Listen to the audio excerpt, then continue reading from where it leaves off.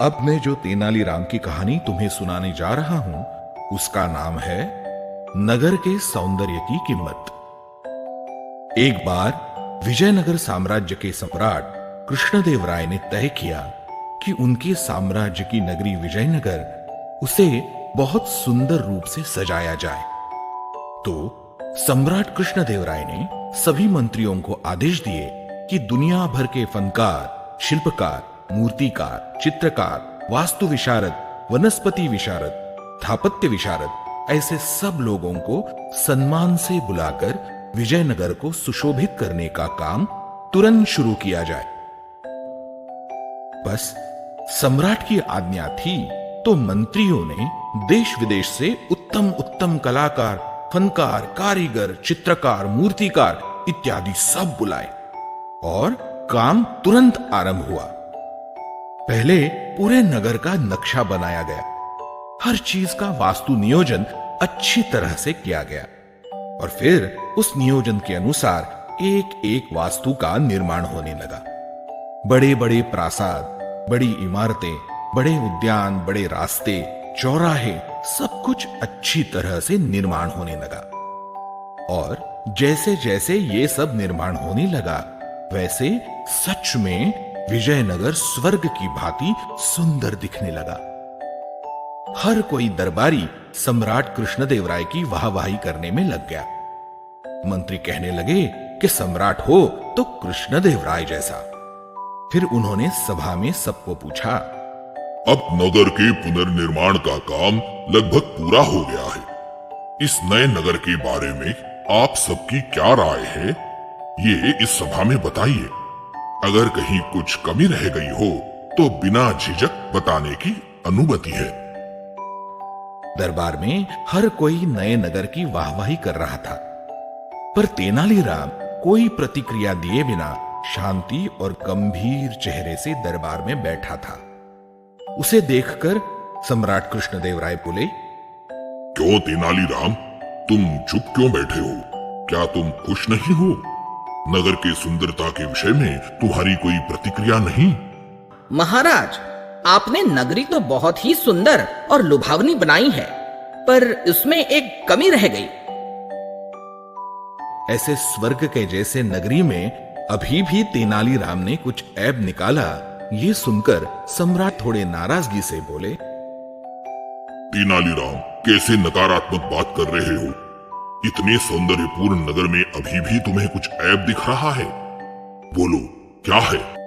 ठीक है सम्राट, जैसी आपकी आज्ञा, चलिए मेरे साथ। ऐसा कहकर तेनालीराम सम्राट कृष्णदेवराय को दरबार से बाहर ले आया, जहां पर सर्वसामान्य प्रजाजन रुके हुए थे।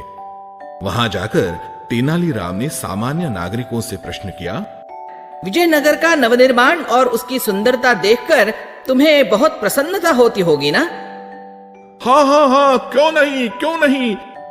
और इस नूतनीकरण की जो कीमत आपको चुकानी पड़ी है वह कैसी लगी आपको? तेनालीराम का यह प्रश्न सुनकर लोग चुपचाप और गंभीर हो गए। मेरे प्रजाजनों, जो भी आपके मन में है वह बात बिना झिझक मुझे बताइए। प्रजाजनों में से एक बोला, महाराज, नगरी तो अति सुंदर बनी है, उसमें दो राय नहीं है। बस इस निर्माण के लिए जो खर्च हुआ उसमें से कुछ हिस्सा हम सब प्रजाजनों से कर के माध्यम से वसूल किया गया। ये तुम क्या कह रहे हो? मेरा सब मंत्रियों को आदेश था कि नगर के नवनिर्माण का पूरा खर्च राज्य के कोषागार से ही होगा। महाराज, आपके कुछ मंत्रियों ने अपनी बुद्धि लगाकर लोगों को इस बारे में अंधेरे में रखकर उनसे नगर नवनिर्माण कर नाम का कर वसूल किया। तो ऐसे सुंदर नगरी के नवनिर्माण और उसके सौंदर्य का आनंद सामान्य नागरिक कैसे अनुभव कर पाएगा? सामान्य प्रजाजनों का सच्चा मत जानने के हेतु मैं आपको यहाँ लाया हूँ।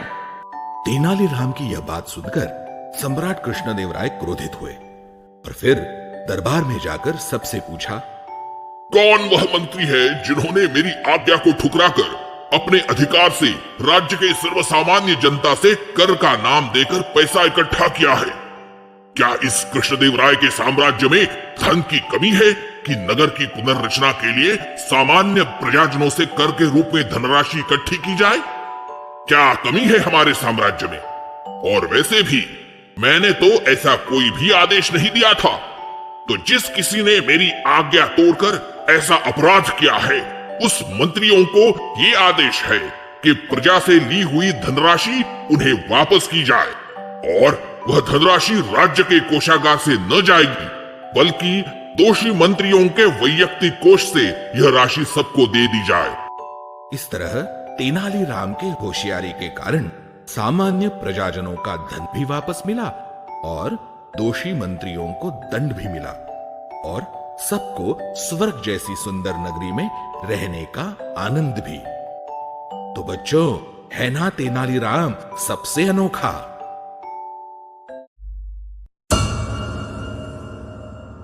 ये कहानी आपको अच्छी लगी हो तो हमें सब्सक्राइब करें, हमारा इंस्टाग्राम और फेसबुक पेज जरूर फॉलो करें। अगर आपके पास ऐसी ही कोई कहानी हो तो हमें कमेंट बॉक्स में भेजें। हम कोशिश करेंगे कि अगली एनिमेटेड स्टोरी आपकी होगी।